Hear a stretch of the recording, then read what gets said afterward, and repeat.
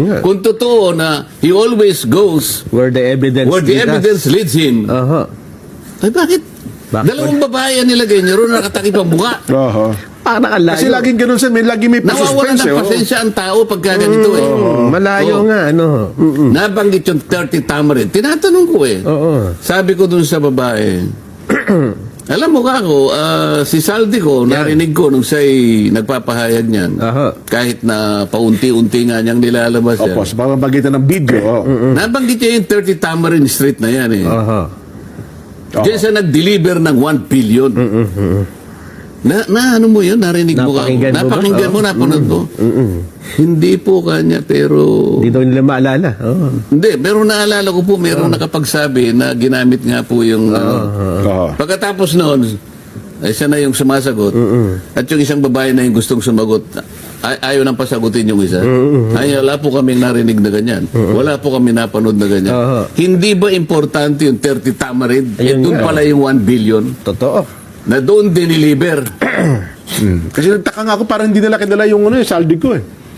Kasi halos lahat nakapanood ng video eh. Nung tinatanong nyo na, Yun nga yung napansin namin ni Jen. parang hindi po. Sen. Okay, samantalang si Diskaya na ituro niya. Ayun. Yun ang naging interesado sila. Oo. Samantalang sabi namin ni Jen, hindi, kung ikaw ang nakatira dun sa address, nabanggit ni Saldi ko yung address mo, magugulantang ka, Ay, di ba? usap-usapan niya, no? Usap-usapan, tsaka tatanungin ka ng mga kakilala mo. Yun nga lang ayaw kanya. Hindi nagbigay ng sworn statement. Hindi ako papayag na siya'y umupo doon at nakatakip ang mukha. Yung ba nasa rules namin na kailangan magtakip ka ng mukha?